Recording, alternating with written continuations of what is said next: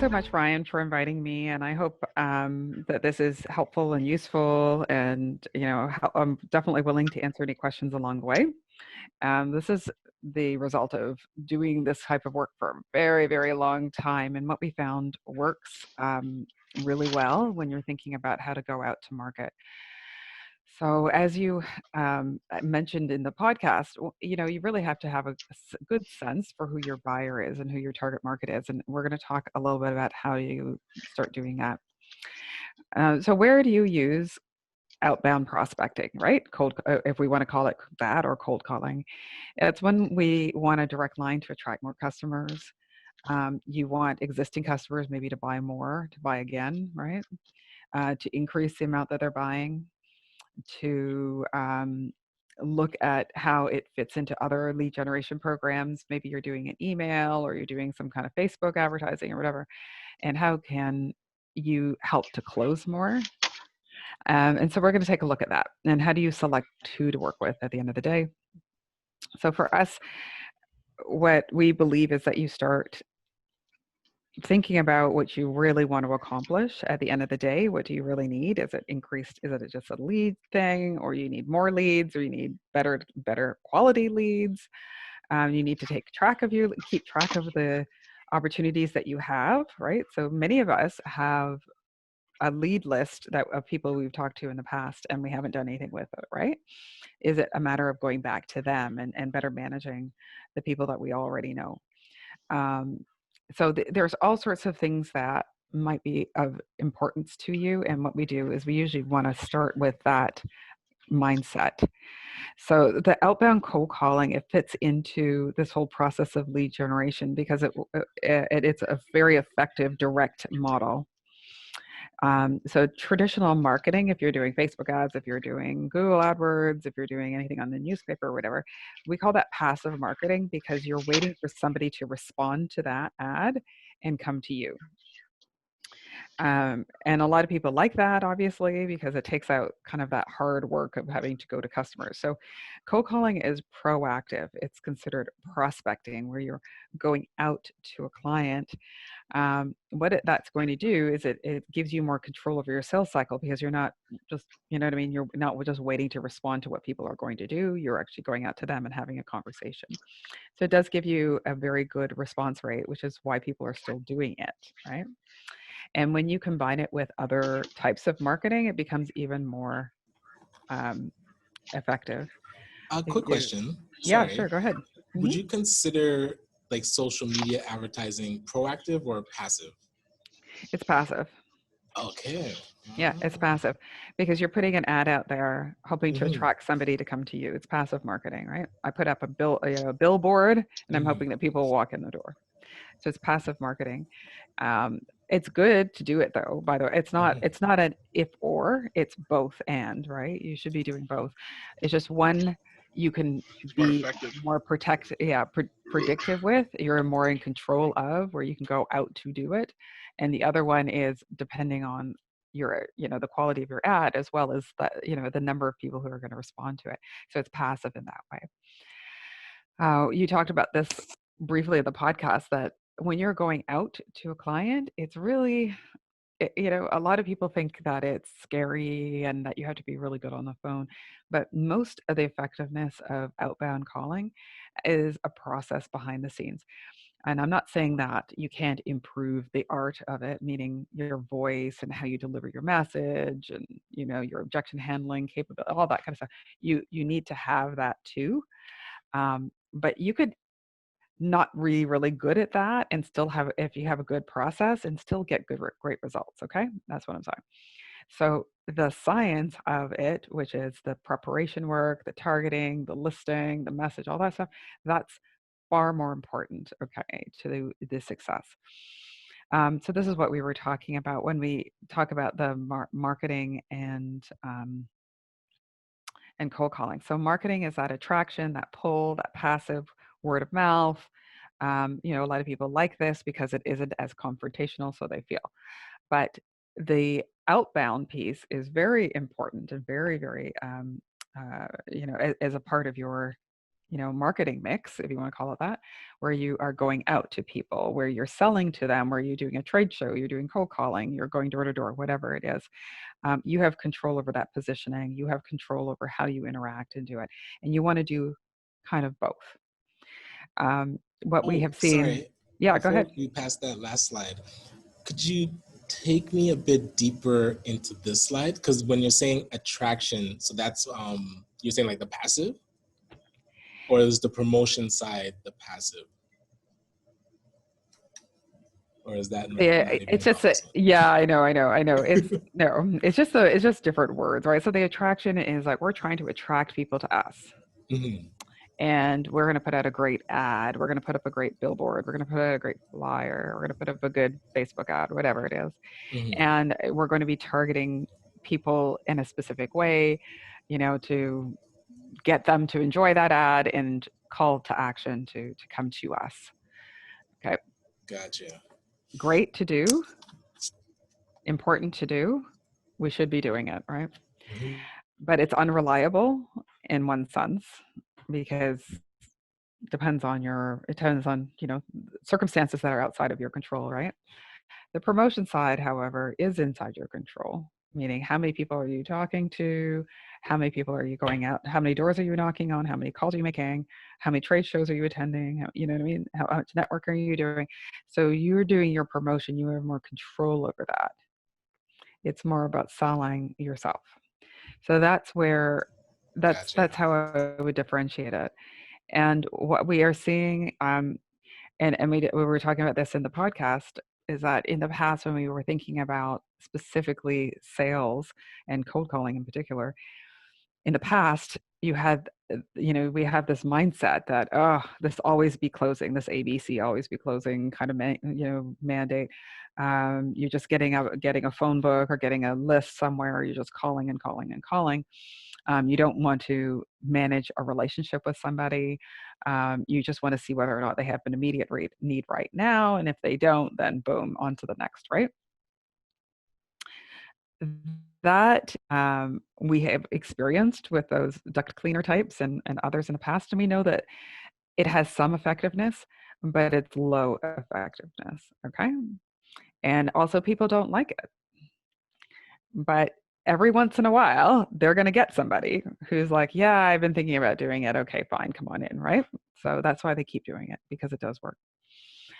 2.0, though, which is really this next generation, this way that what's working now is that there is some thought and dedication and time and effort and money that's put towards developing your prospecting efforts.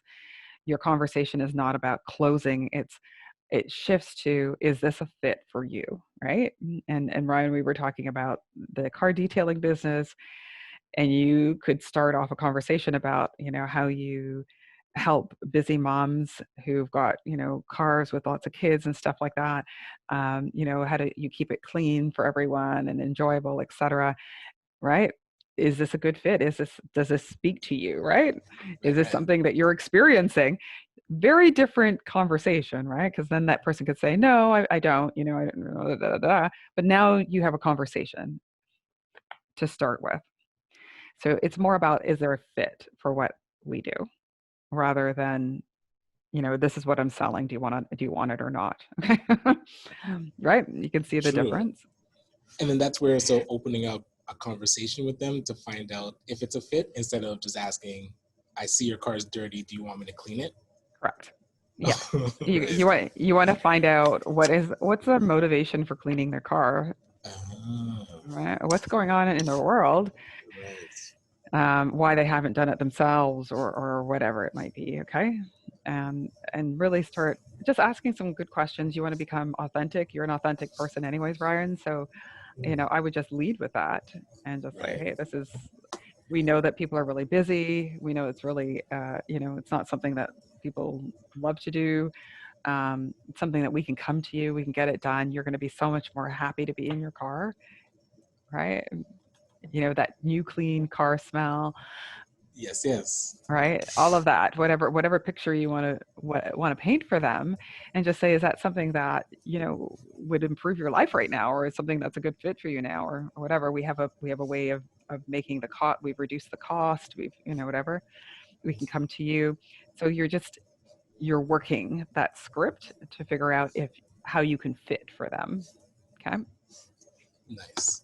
Very different conversation. Um, so how do we do this? Well, there's really 5 steps in creating this type of lead generation program. We talked a little bit about this. Discover your unique genius. So, what is that one thing that you're doing that's really, really great that your customers really love, and that you can lead with when you go talk to them? Then we're going to talk about different types of leads, right? So we'll talk about it in context of seeds, nets, and spears, and that's from some work done by in a book called Predictable Revenue. Then we'll talk about how you specialize your sales over time and how to create kind of a process, an outbound sales machine, and become indispensable to your CEO if you're working for somebody, or to yourself in your own business. So really quickly, you really what you when we work with clients, what we're talking about is how do we find what you do uniquely that's different than anyone else is doing. Okay. And by doing some work about like what is it that you really like to do that you are bringing to the market that's really different, connect that with what people need, right? Look at what other people are doing, your competitors, and saying, okay, well, what is it that I'm doing really well that people need that other people are not doing? If you can find that, then you've got your unique genius, if that makes sense. Okay. And you want to lead with that and say, hey, you know what? I service, I don't know where you live, but let's just say I service Rexdale. I come to your door, you're left within, an hour, this, that, the other, you have a whole bunch of things that are really unique for you. What you want to tie that into is what people are needing. So you need to do, to really understand deeply your customers, and say, okay, having somebody come to your door is really important to busy moms, really super important to them, because going out to get their car cleaned is probably the reason why it hasn't been cleaned, like, so you need to do a little bit more research behind that. And that's really how you can build trust with your customer. That's how you really build revenue and growth over time, is to really build a trust relationship with them. So it's no longer about the product. It's not even about your marketing campaigns. It's really that your customers trust you, they like you, they know what you do well, and they'll refer you to other people. Um, so, and it's interesting, Ryan, because since you're on the phone, that's, you have a purpose in your business that's bigger than just doing car detailing, right? And I'm not sure if you're leading with that, but that might be something to test out and see if that really just connects with people, that you're Yeah, I'd doing love to a bigger test that. I purpose. haven't been. Yeah, because that's, people buy for different reasons, right? They're not always just buying the service. They might be buying the service because they really believe in you and they believe in what your company's all about, right? They might be buying because you're using really great, environmentally safe product. They might buy from you because, you know, of the convenience. You need to find out exactly what that is. Right. So if you ask yourself that question, if your company was on the cover of Business Week or Time Magazine or Mcleod or whatever for changing X, what did you do? What is it that Ah, you led with? That's your unique contribution, your unique detail, I mean your unique genius that you brought to the table. So if you can think about that, this is a tip for anybody listening. That really makes an impact when you are leading with your message. Right. So some ideas here. Salesforce, their unique genius. Oh well, when they first started, they just said, "Hey, we're going to give you a CRM without having to manage the software." Okay, so they were one of the first big software as a service types of vendors, and their whole unique genius at that time was, don't worry about having to build, what I mean, get servers and make this a big IT project. You can customize this, and you can trust us online to manage your business, and that was a big deal, right? Zappos provide the best customer service. Google organize the world's information and make it universally accessible and useful. So they have something that's unique to them that they can lead in the world. Okay. So very, very interesting, very important to do. Um, I always love this because it's so true. Sometimes we get really, we love what we do. We think it's really important, and it usually is. But our customers care less about the how we do what we do, right? And they care more about the results that it creates. That clean car smell, right? That knowledge that your car is sanitized, and that your kids are safe, or your parents are safe in your car. Okay. So it's not about what you're doing, it's the result that they're going to receive from what you're doing that they really care about. And if you lead with that, understand that a little bit better, that's the differentiator. That becomes your leading message, right? A car that you're proud of, a car that gets you noticed, a car that is clean and safe, right?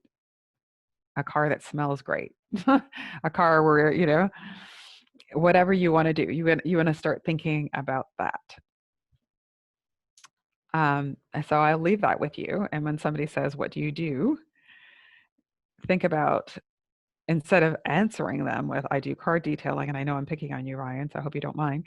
Um, you No, ask, no worries. I "No, love I it. don't. I'm not."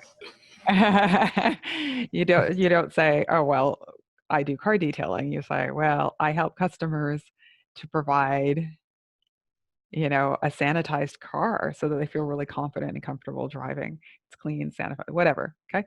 That's what you do.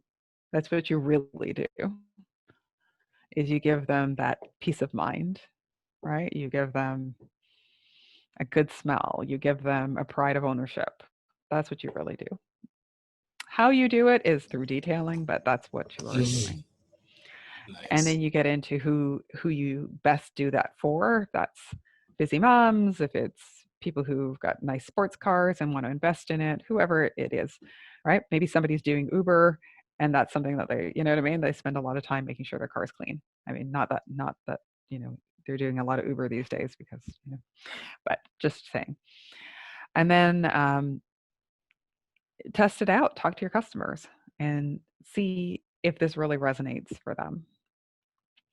Go back and ask them, what difference has it made to have a really great car? Have somebody come to them. What difference has it made, so that they don't have to go out somewhere to leave their car for an hour? Right. So thinking about that, can you add those details into your message, and it becomes far more powerful when you hear from your clients exactly how you're helping them and what the benefit is, the true benefit is of your service. So I'll leave you with that because I think this is a really important exercise for everybody to do, and that will really help. So the next thing I want to talk about is the different types of leads. Typically, when we think about lead generation, we think only of one kind of lead generation, but there are many. One, when we talk about cold calling, we consider that more of a spear. This is a targeted um, campaign, usually, to go out to our clients. This is something that we're going out to do. Um, and so that's why we have that imagery of a spear. We're kind of like throwing our message out to the world, hoping to, hit someone with it, right? So it's kind of a target. You don't throw a lot of spears. Spears are done, in a very precise way to hit the target, right? Whereas nets, which are, you can consider those things more marketing programs. This is your broad message that you're putting up on Facebook or putting wherever you're going to do it. Google AdWords, this is something that a lot of people see. And what you're doing is you're capturing people who are ready to buy, or closer to being ready to buy, because they've already identified that they have a problem and they need it to be solved. And what they're doing is going out there and looking for service providers to solve their problem. So the nets help to capture those people who are ready to buy, right? And that's what you want to do there. And then the seeds are, seeds, when you think about it, are the longer term growth, right? So you're planting seeds today, hoping to get a harvest, tomorrow. It's not necessarily going to be an immediate sale, but also important for long-term growth. What are you planting today as far as word of mouth or public relations or networking or doing podcasts or doing whatever, right? You're always planting seeds, trying to raise the awareness of your business to other people. And those seeds over time build a huge harvest. So you want to have all three different types of lead generation or marketing programs happening at the same time over time. So spears, very direct, think about it, very targeted, very direct. You're going for the immediate hit, right? The nets, you're going out more broadly and just capturing people who are interested and ready, which is a little, different approach. And seeds is the long term. Okay. And this is how we see longer term that you have this real successful process where you have your net kind of programming, which is marketing. You've got your sales development, which is taking the leads that come in and turning them into really qualified leads, and then sales, which has got two functions: going out as well as taking the leads that come in from marketing and closing them. When we are doing, cold calling, and we've talked about this before here, but because it's so intensive from a time perspective and from a cost perspective, you really want to make sure that it is done really well. You want to prepare. This is the science piece. You want to know exactly who you're going to talk to. You want to know exactly what you're going to offer them. You want to know exactly what's different about you. So you want to have done all of that work ahead of time before you get on the call, right? You want to have your offer ready. You want to have everything ready on the phone because it takes so long to make those calls, and it takes so long to get people on the phone that by the time you get on the phone, if you have this ready, you're going to be like a little machine, right? I know exactly I know who I'm going to talk to. I know what my pitch is going to be. I know the offer I'm going to be making. I know how I'm going to follow up with them, right? If you can have those things in place for you, you're going to see an incredible response from making outbound phone calls. If you don't, then you're kind of like just throwing, those darts in the dark, right? You don't really know. Like those duct people that keep calling me, and I'm like, I don't have ducts in my house. Okay, we have electric heating, people, but they, Right, right. they don't even ask that question at the very beginning ever. So it's a complete waste of Mm. money for them to be talking to people like me, but they haven't done that work. So, So sorry, unless you just to have say, unlimited, you shouldn't be included in that target accounts. Like I they should shouldn't even not have have been. called you. No, they should. Right. There's, if they had invested a few more minutes or dollars to do that, they wouldn't have wasted money in Mm-hmm. calling me because they would have known. Now, they're not very sophisticated marketers, or they would have asked me that as the first question. They're not sophisticated Oh, marketers, which is true. why they're just blanketing the whole world pretty much with Right. okay with that message. But most of us don't have that kind of resource, right? um, or you haven't don't want to necessarily outsource it to India or the Philippines or wherever they're doing it from. Um, if you are paying for it yourself, you want to have spent most of your time in the preparation and testing than in the execution. Know what you want to say, know the offer you're going to make, know who it is that you want to talk to, and confirm that before you even get into your pitch. Be authentic and have that really good tight close as we talked about at the end, right? And for larger organizations, you're going to take a look at how things are changing and where you start seeing that um, sales is not, used to think of sales as being one person's job. And it really has shifted and changed, and it really isn't. Um, as you start pulling it back, you see the sales and marketing role. There's so many different functions in that role that you really need some specialized help to do it. Yeah, so whether you get it from outside, whether you outsource it, find a consultant, or you have to, as you get larger, you'll hire different people internally to do different part of your lead generation and marketing. But there's some way for you to get organic marketing leads, whether that's through Facebook ads, as I say, AdWords, whatever it is that you're doing, blogs, it doesn't really matter. Whatever it is that's working for you to kind of be a net to go out to the marketplace. And then you're going to want to think about, well, the person who does my outbound sales and the person who does my telephone sales, that might be a different person. So, what we see organizations do, especially as they start growing, is that they start chunking out those roles and saying, well, okay, there's a marketing department that's in charge of doing the leads. Then I'm going to have this person who does frontline sales. That's the person who gets those leads and turns them into opportunities. And once they are really well qualified opportunities, I'm going to pass it over to my frontline salesperson. And that person tends to be a more expensive person, more experienced person to take those highly qualified leads and to turn them into new customers. And once they become new customers, another person is in charge of customer success. So they used to call those account managers, but now they call them customer success managers. It's that role of taking care of a customer, making sure that they're satisfied, looking at ways to upsell and cross sell that customer. So And even if like a entrepreneur, so one side of it is thinking about how to section these out, but even if it's just you doing it, knowing that all these components are different things, absolutely, they're very just distinct yeah. and different roles in your organization, whether you end up doing all of them yourself or not.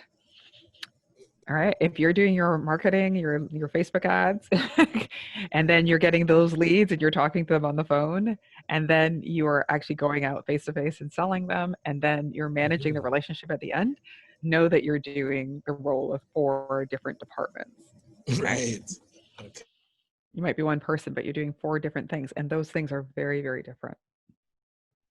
Qualifying leads is very different to selling a customer a qualified lead. So it might be the same person and you multi-talented, but it's a different way of thinking, right? And does it also So help as soon when, as you get an so I was just thinking like that outbound, you're not mhm, trying to close the sale, you're just really trying to qualify? that's right. Okay.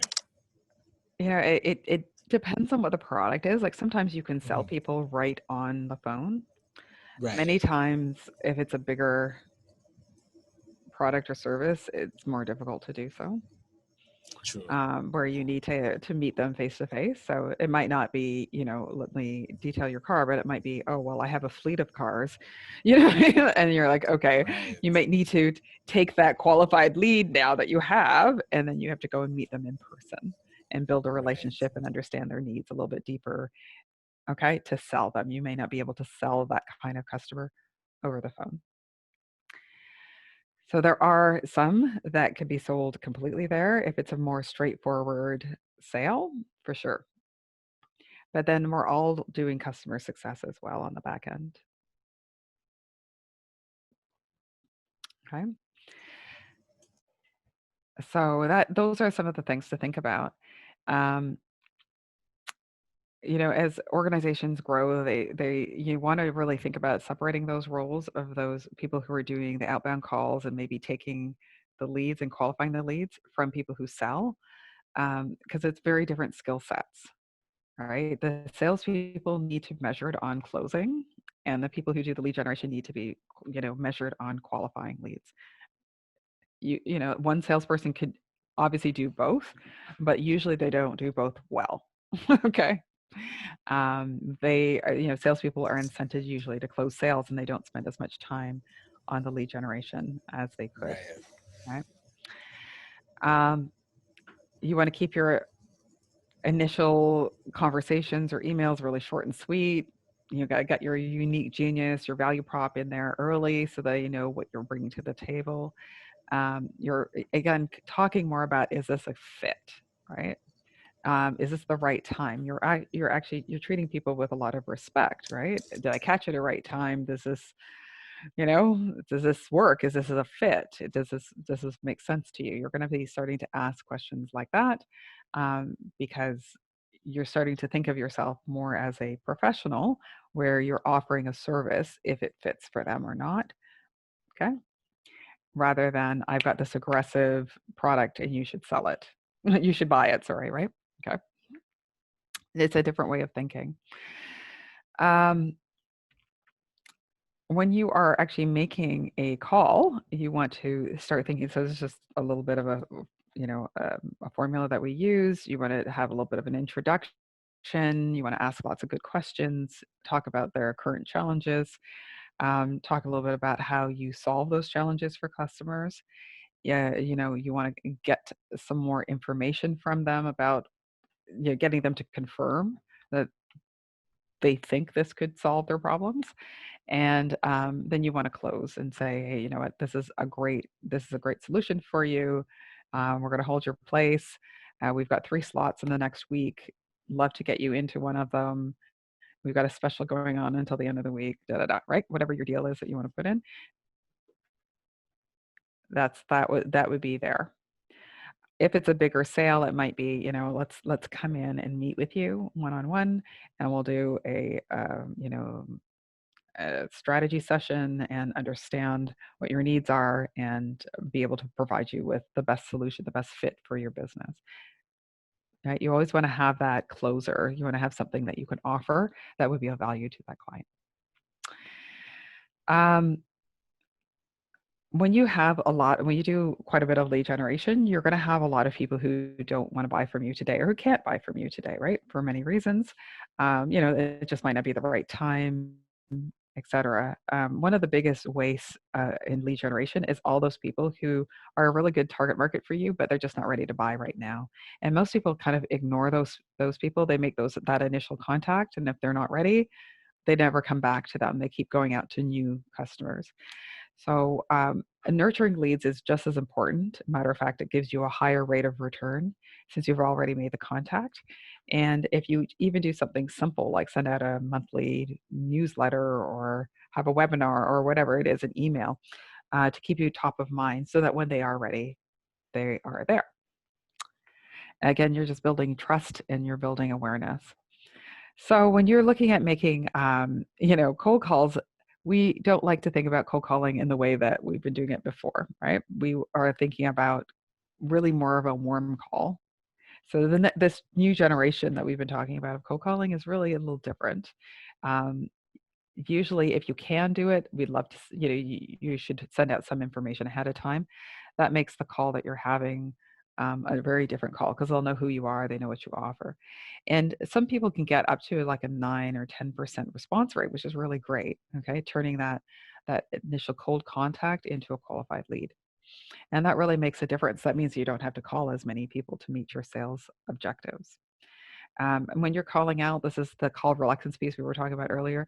Lots of people hate doing this because it feels so forced, right? Like you're pushing something on people that they don't want. But if you're starting to reach out and you're just asking some questions and you're being very honest, then, and if you really truly believe you're offering really great value, then it's a different conversation. So I'll leave it like that, and there's some ideas on how to create that. This is our process. You create your customer profile, you build your list, you run your email campaign, you sell the dream, and you pass the baton. I'm sorry about the I don't know what happened there with the slide, but anyway, sorry about that. And that's how you really become indispensable. If you work for somebody else and you're doing cold calling and sales, I mean, what is the thing that your CEO cares about they care about money, right? And they care about efficiency. And so if you are implementing this type of process, it'll help you to be able to predict revenue.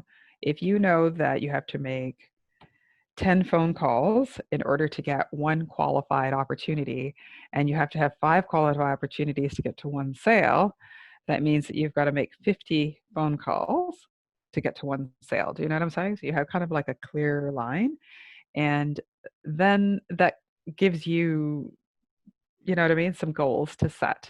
And it also gives your business owner, if you're working for somebody else, or it gives you as a business owner clarity around what the effort is going to take, what kind of investment it's going to take. If you know you have to make 50 calls in order to get one sale, well, it's not as hard to do that, right? I know that if I talk to 50 people, out of those 50 people, I'm probably going to get one, maybe even two sales out of that. It makes it more worthwhile. And that's what we're talking about as far as this process goes. So that's what the CEO sweet spot is. It's where there's money, where you're doing something that really gets into your inner genius, your passion, your contribution to the world. Where you can find a combination of those three things, then that's really where you can start accelerating your business. Okay, and that vision really trickles down into the whole business, and that's what helps you to be able to grow over time. So the question is, what's the value of having this? And maybe I could ask you guys, since I've been doing a lot of talking, what do you see valuable or interesting or useful out of this type of process? Well, for me, it's like you said, the step by step, but chunking out the responsibilities. Because I find if I'm going to do phone calls, I lump inbound with the outbound. I'm just like, I need to make these calls, so I do them all kind of at once. Where really inbound is a different beast because that's a person that's warm now and has come into the net, given us their information, and I should know more about them when I'm calling them than just an outbound person that I've maybe, let's say, purchased a list that said, oh, single moms in Brampton, and I'm just calling them with questions. Right, exactly. So that's really great. I mean, that's a huge thing. I mean, both are going to be led by questions and value, Mm-hmm. but different script, right? If somebody comes Right. into you, you know that they have a certain degree of interest, right? They're further along their buyer journey than if you're going outbound and they don't know who you are, they don't know your service. You have to spend a little bit more time with them. Yeah, and Explain what mapping you out the buyer journey as well. Like, I don't think I've ever really done that. So I wrote down that's my homework to find out what that actually looks like. So I'm looking Yeah. forward to that. Yeah, it's a really great process. It is something that, once you have a good sense for it, you can really accelerate your business over time. Mm-hmm. Knowing where your customers are, how to get to them, and how to add some value, right? Wherever they are in that buyer journey. And just for people who aren't as aware of a buyer journey, it really has three different stages. So you're thinking about somebody who is a potential client for you, right? Mm-hmm. And usually clients go through this journey before they buy a product or service. The first part of the journey is awareness, where they know they have a problem, they have a symptom, but they don't know how to really articulate it yet, right? It's like, this car is really dirty. Okay. They don't know what the solution is yet. It's like, I feel really uncomfortable. It smells bad or whatever, right? So they're experiencing this problem. The kids keep on throwing things on the floor. It is, I can't seem to keep it clean, etc. Right? So there is this confusion. There's a problem that they're experiencing, etc. So they're in this awareness that there is a problem stage, but they're not necessarily aware that they need a detailing solution yet. Does that make sense? Okay, so they know there's a problem, and then they go into the next stage, which is consideration. So now they go, okay, you know what? I have a sense that we need to figure out how to get this cleaned up in order to how to get it consistently clean so that we can have a better quality of life and da da da. Da. It's going to be germ free, Yeah, etc. usually they say, I They can't still take it haven't decided anymore. necessarily that detailing is the right way to do. Exactly right. And it's like too Mm-hmm. messy. It's too dirty, right? And they haven't decided necessarily that detailing is the solution yet, but they have come to this conclusion that they know that the problem is the fact that they haven't cleaned the car in whatever 3 months. Okay, and then that's why they have it. This is the problem. So they now can name the problem. It's that I need. The problem is the car is really dirty and I need to get it cleaned. Then the last stage is called decision. And now what they're doing is that they're looking at different people who could help them solve their problem, right? So along their journey, they're going, "Oh my gosh, the car is so dirty." Okay, they're just coming into this awareness that they need a solution, In the consideration phase, they're going, yeah, okay, I know that I need to get it cleaned. What are the different ways of getting my car cleaned? Okay. Detailing might be coming up as one of them. It might be, I'm going to go to a car wash. It might be, I might pay my kids, like there's all sorts of things that they might be thinking about. And in that second phase, when they're considering their options, detailing will come up as one of the options. And if they decide, yeah, detailing is the option I want, then they move into decision stage where they're saying, okay, well, of all the people who do different types of detailing, what do I really need? Okay, what is that? What is who can do what I need you to do for me? Right, right. And that's, as you know, as we're going through our buyer journeys, every buyer journey is a little different. Obviously, makes sense. But at a high level, that's what's going on. So by the time they call you and say, I want you to give me a quote on detailing, they've already gone through all of those stages, right? And they're at that last stage where they're evaluating different vendors and different solutions and trying to find the right fit for themselves, right? But if you get them a little bit earlier where they're like, oh my gosh, my car is so dirty, then you need to recognize that they haven't even identified that detailing is the solution to their problem, right? They're still figuring out what the problem is. And you work with them in a different way. So there's a whole strategy about what you can do to help people in all the different stages that you've identified as they go through their buyer journey to help move them towards your solution. Okay. So was that helpful? Yes, So and how do you make that it happen? sorry, I was Well, taking notes. really quickly, you're either saying that, okay, That's right. So how great. do we make this happen? Well, it's not, as you could tell, it's not like easy, but it's not really super hard either. Okay. It just requires a bit of investment in time and effort to do it, and usually money as well. Um, right. You need to know your numbers. You need to know how many calls you need to make, how much investment and that kind of stuff in order to get to your sale. Like you have to know that before you make an investment in anything. You should know, or at least have a sense for what that will look like, right? Do I need to make 100 calls or 1,000 calls, or is it 10 calls? Like, I need to know. The second thing was your target market. Who am I going to work with? Is it single moms? Is it sports car owners? Is it this? Is it that? I need to know who that is. And I need to figure out a way to get to them, right? Your market. What am I going to offer them? What's my unique genius? What's the value I'm presenting? How am I going to present it? What are my scripts? All of that will come into your message. The fourth one is your campaign media. So, what is going to support me? Am I going to do email? Am I going to do AdWords? Am I going to do, how am I going to support this? Do I have a brochure? Do I have a website? What is going to support my effort going out to the market? Then we're going to detail a process which deals with, and we talked about this in the podcast briefly. How am I going to deal with people who just say no, or not right now, or they ask me for different things? So we're going to prepare a little bit with our process um, so that we know, right?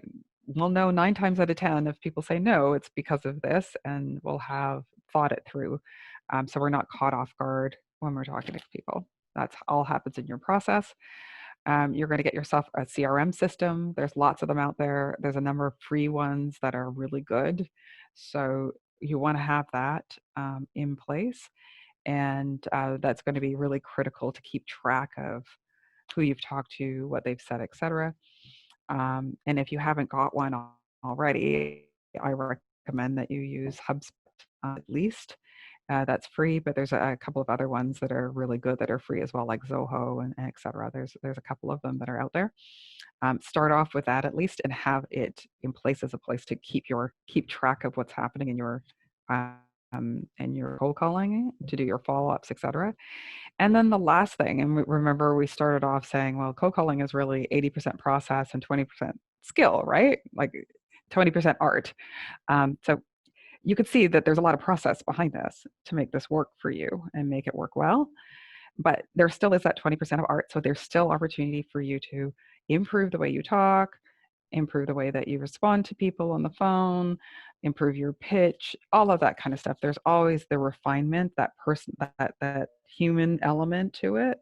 And we speak to that as well. So you want to do all of that. And if you can do all of this, it's not as scary as it sounds. you've got a really sound process that will drive you results on an ongoing basis. Oh, this is how we were talking. This is what we were talking about your ROI. Let's just say, I'll just take you through this real quick. Let's just say you want to make $1 million. You said, okay, I'm going to invest 10% of my revenue into marketing. So you know you have $100,000 marketing budget for the year. You sell a $50,000 product. That means you have to sell 20 of them for the year to make your $1 million, right? You have a close ratio, so you close 1 in 5 people that you talk to who's a qualified lead. So that means that you need 100 qualified leads for the year, which is, probably it's about 8 a month or 2 a week approximately. So you need 2 qualified leads a week to be able to reach your goal. And that means if you need to go out to a broad marketplace on a regular basis. And in this case, we said there was a 2% rate. So you've got to talk to about 5,000 people. 5,000 people, 2% of those 5,000 people will turn into qualified leads. That's your 100.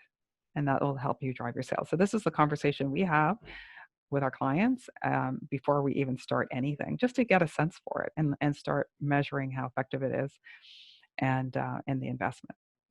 So I am going to leave it there. I could probably keep going forever and ever and ever, but what I want to do is invite anyone who is interested in having another conversation about this and seeing if it would work for you, for your business.